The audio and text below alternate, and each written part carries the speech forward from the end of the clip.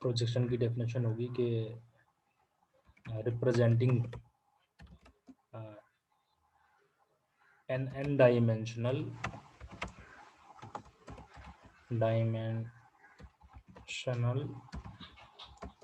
Object into उससे एक कम यानी n-1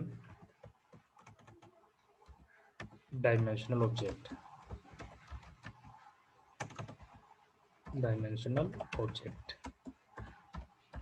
is called projection. This is the projection.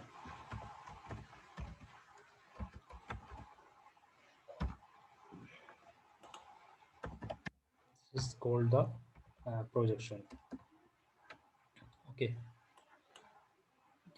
यानी so converting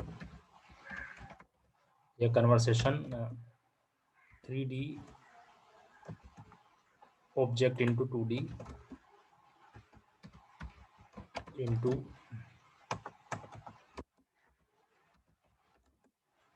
2D is called projection.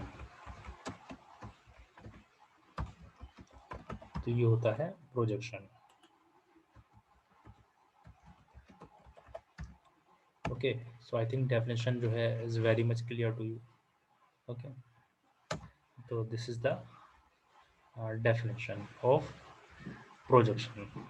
Okay, so so converting 3D object into 2D is called projection. Okay, इसका एक नाम और होता है, it is also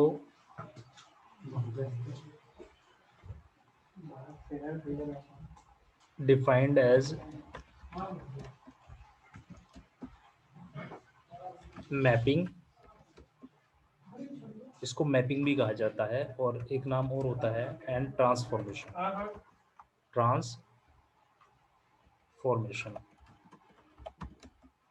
इसको ट्रांसफॉर्मेशन भी कहा जाता है of the object.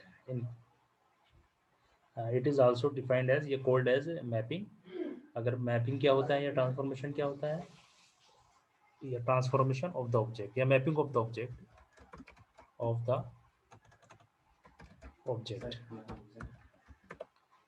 Okay. So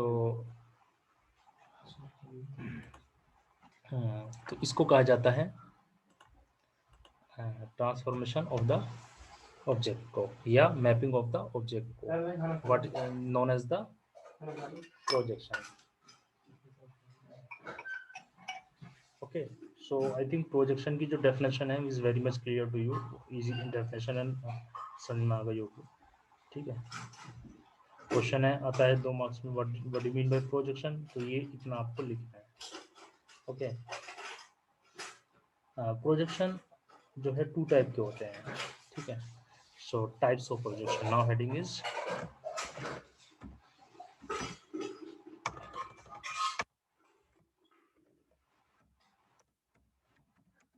types of projection.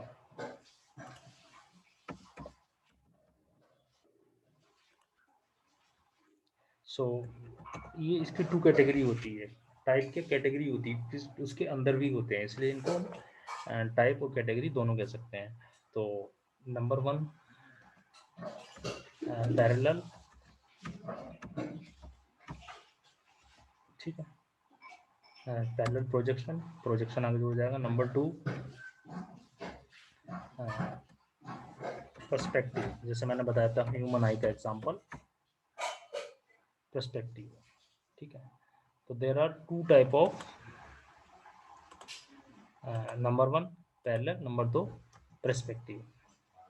हम ये भी कह सकते हैं समझने के लिए कि जैसे कि अगर ह्यूमन का एग्जांपल है तो उसमें क्या होता है कि जो दूर की चीज़ें, बिल्डिंग है, वो छोटी होकर हमें दूर से उसका साइज का आइडिया नहीं होता, और वो हमारे उसकी रेज आती है, और रेज जो हमारे आई के टच में होती है, आई कांटेक्ट में पूरी की पूरी, तो हमें पूरी बिल्डिंग नज़र आ जाती है. ठीक है, तो ये एग्जांपल आएगा पर्सपेक्टिव का. और पैरेलल का ये समझ लीजिए जैसे कि हम कंप्यूटराइज करना चाह रहे हैं कोई, जिसमें एक ऑब्जेक्ट को हम पैरेलली दूसरी जगह रिप्लेस करना या शो करना चाह रहे हैं, तो उसका तरीका अलग होता है, तो this is known as parallel object. Okay, तो इसका एक चार्ट होगा, तो यानी इसके टाइप्स होंगे। तो एक इसकी कैटेगरी होती है फर्स्ट प्रोजेक्शन की, प्रोजेक्शन इसकी दो कैटेगरी होगी, अभी जो आपको बताया है पैरेलल, और दूसरी कैटेगरी होगी इसकी जो अभी बताया पर्सपेक्टिव।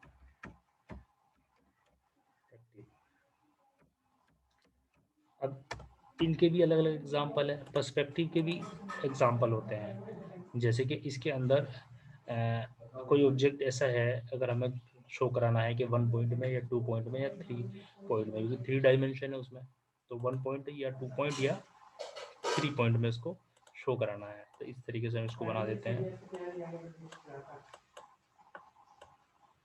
यहाँ पर इसके 3 होंगे, 1 2 3, तो ये पॉइंट वाइज होता है 1 पॉइंट और 1 पॉइंट स्पेस कम है POINT। ओके, और यहाँ पर 2 है, 2 का मतलब है 2 पॉइंट्स, यहाँ का मतलब है 3, यानी 3 पॉइंट्स आगे लिखा जाएगा इसके, ठीक है। सो ऐसे ही पैरेलल होता है, पैरेलल में भी दो कैटेगरी होती है, कैसे होती है कैटेगरी वो डिटेल में जाने की इतनी जरूरत नहीं है, लेकिन पता होनी चाहिए फिलहाल। तो एक कैटेगरी होती है जो एक यहाँ बनाएंगे, एक कैटेगरी है जिसको बोलते हैं ऑब्लिक, ठीक है। सो इसके अंदर दो टेक्निकल टर्म होती है, यानी दो नाम इसके होते हैं इसी के अंदर, ओब्लिक के अंदर। ये जैसे आगे पढ़ेंगे थोड़ा आइडिया हो जाएगा आपको, ठीक है। ये टेक्निकल नाम होते हैं जो उनकी कैटेगरी के हिसाब से रखे गए हैं, जो कैविलियर और कैबिनर, ये ठीक है। और दूसरी जो कैटेगरी होती है इसमें होती है, उसको बोलते हैं ऑर्थोग्राफिक, ऑर्थोग्राफिक। ऑर्थोग्राफिक में यानी जो ओब्लिक नहीं होगा, ओब्लिक समझ लीजिए साइड से होता तो उसे ओब्लिक बोलते हैं, ये समझ लीजिए। जैसे ओब्लिक होती है ना, जैसे कोई ऑब्जेक्ट है वो तिरछा रखा होता है तो उसे ओब्लिक बोलते हैं, ठीक है। तो अगर वो ओब्लिक नहीं है तो उसे उसका नाम होगा ऑर्थोग्राफिक, अगर ओब्लिक नहीं है तो या तो ओब्लिक है या ऑर्थोग्राफिक है। तो ऑर्थोग्राफिक को भी दो कैटेगरी में डिवाइड किया गया है। एक कैटेगरी है यहाँ पर मल्टी व्यू, और एक कैटेगरी है यहाँ पर, यहाँ पे लिख देते हैं मल्टी व्यू, मल्टी जगह स्पेस कम है तो मैं इसको व्यू को यहाँ लिख देता हूँ मल्टी व्यू। और एक कैटेगरी है एक्सोनोमेट्रिक,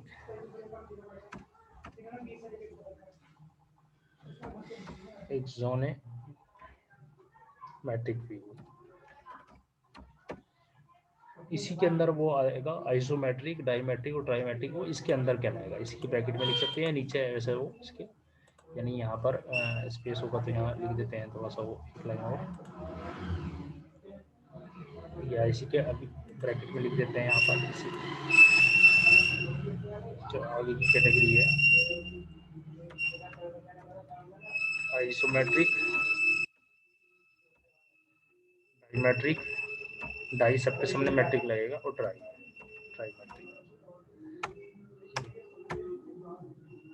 ठीक है।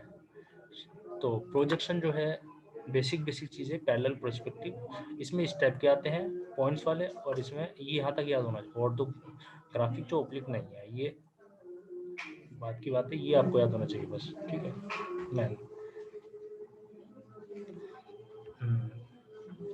तो इसमें ना इस तरह से दो कैटेगरी, और ये इस तरह से होता है।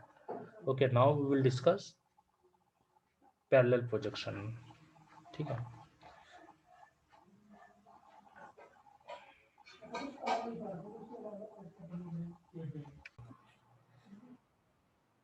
पैरेलल प्रोजेक्शन क्या होता है, इसमें क्या होता है कि जो पोजीशंस है किसकी कोऑर्डिनेट पोजीशंस जो है, पोजीशंस आर ट्रांसफॉर्म्ड होती है वी प्लेन में पैरेलल लाइन के थ्रू। पैरेलल लाइन का मतलब जैसे ये वाली लाइन नहीं होगी, बल्कि वो ऐसे सीधी सीधी होगी, ये मतलब है। तो यानी डायग्राम इसका इस तरह से बनाना पड़ता है ना, कि इस तरह का, ये भी नहीं बल्कि इस तरह से डायग्राम बनेगा वो, कि यहाँ पर एक हमारा जो है प्रोस्पेक्टिव प्लेन है, ये इस तरीके से होता है। ये कोई ऑब्जेक्ट है जिसका नाम है ए बी, तो ये ऑब्जेक्ट यहाँ पर अपीयर होना है, तो ये यहाँ पर इसमें गई, ठीक है, इस तरीके से यहाँ पर। तो ये जो ऑब्जेक्ट है, इस ऑब्जेक्ट में क्या होगा कि जो इसकी रेज है वो इस तरीके से, ये देख रहे हैं, ये डायग्राम ये सीधा आएगा, ये इस तरीके से पैरेलल में जारी होगी, और ऐसे ही यहाँ पर ये डायग्राम थोड़ा इसमें मैच करेगा, ये इस तरीके से। तो इस तरीके से रेज जा रही है, तो इसका जो साइज है ऐसी इसका है, यानी इसका नाम है, अगर ए कोमा बी, इसका नाम होगा यहाँ पे ए डैश कोमा बी डैश, ठीक है। तो इसको कहा जाता है, इसका नाम होता है ये जो व्यू प्लेन या प्रोजेक्टेड प्लेन, तो दिस इज नोन एज, ये जो है ये रेक्टेंगल जो व्यू प्लेन या प्रोजेक्टेड, ठीक है। और ये जो लाइन हमने बनाई है ऐसे, इसको कहा जाता है, इन लाइंस को प्रोजेक्टेड लाइन,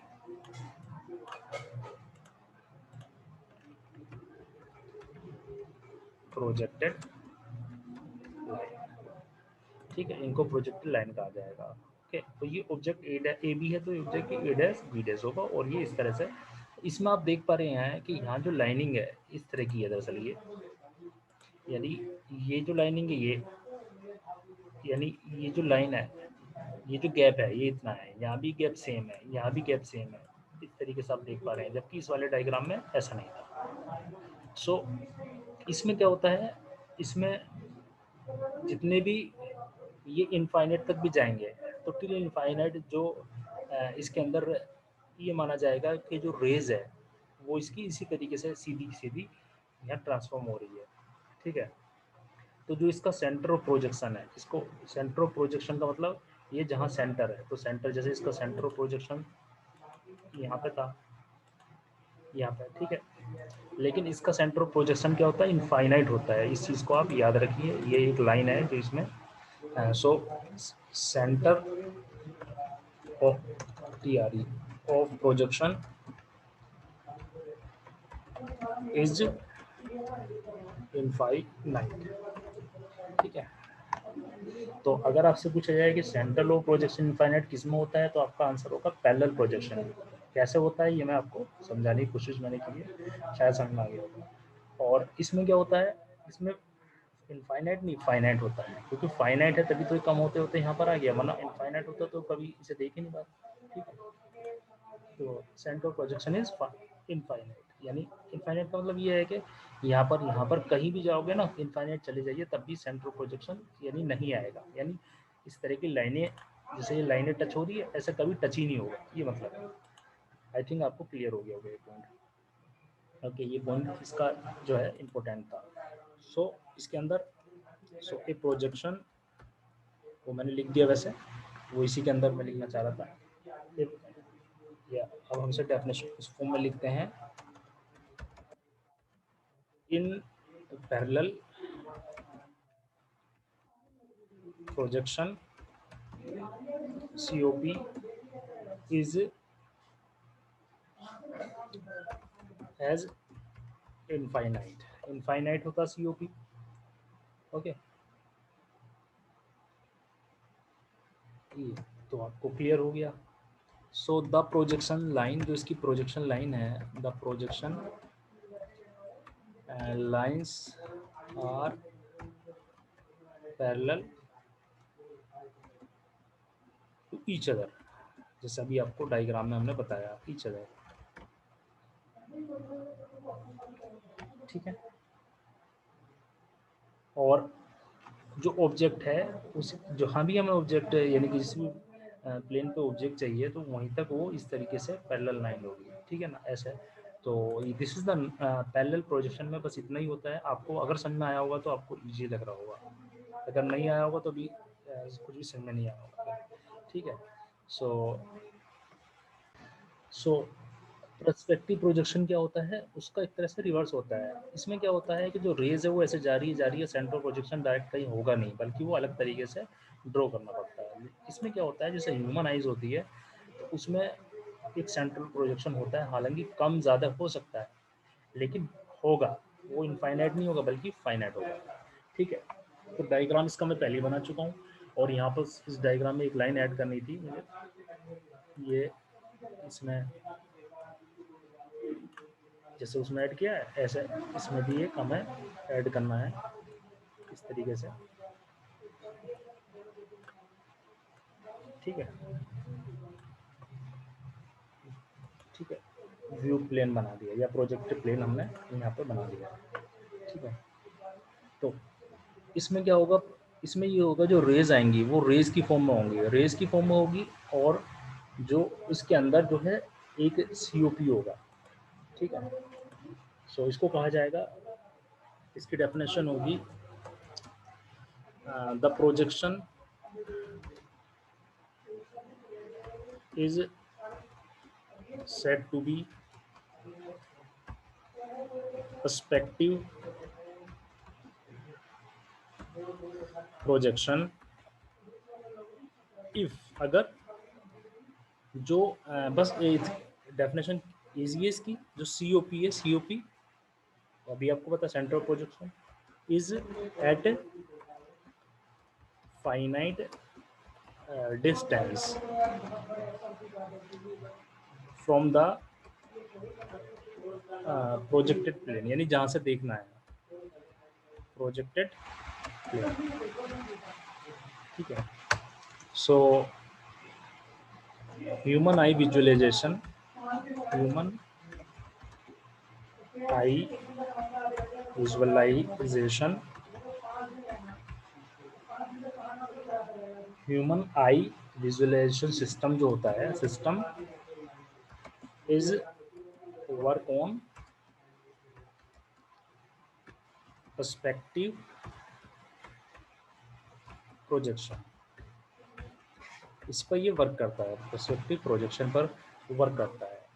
ओके, और एक क्वेश्चन वही वाला कि COP कितना होता है इसके लिए, फाइनाइट या इनफाइनाइट। तो COP अब मैं ऊपर ही बता चुका हूँ, मैंने इसका COP है। COP इसके लिए क्या होता है, वो फाइनाइट होता है पर्सपेक्टिव प्रोजेक्शन में, यानी इस तरह से हमें वो ऑब्जेक्ट अपीयर होता है।